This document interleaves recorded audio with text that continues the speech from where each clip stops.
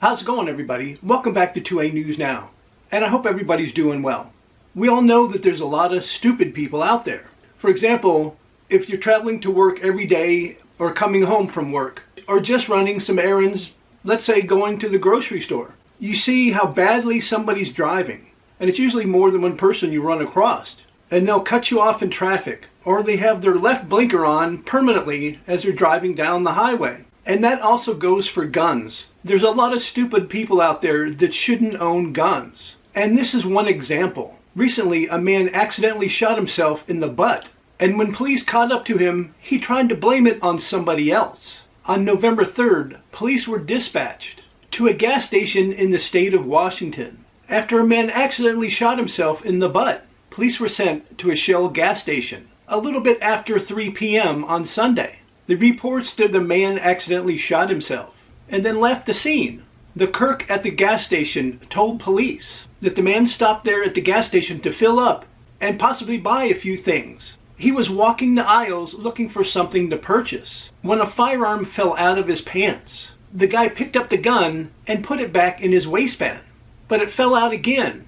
And the clerk said it happened a few times. And he continued to mess around with the firearm in his waistband, I guess trying to make it feel better in the waistband so it wouldn't fall out again.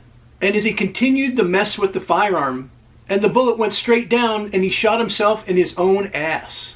After the man was shot, he fell to the floor. And the clerk said without saying a word, the man got up and stumbled out of the store.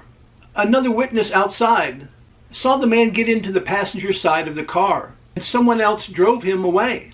Police later on found the 43-year-old man at a nearby hospital where he was dropped off by his girlfriend, and she drove off after she left him at the hospital. When the police arrived at the hospital and confronted the man, he said he was shot by someone else when he was walking to his car in the parking lot.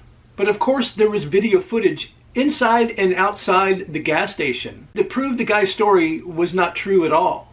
The guy was then transferred to a medical center where he underwent surgery.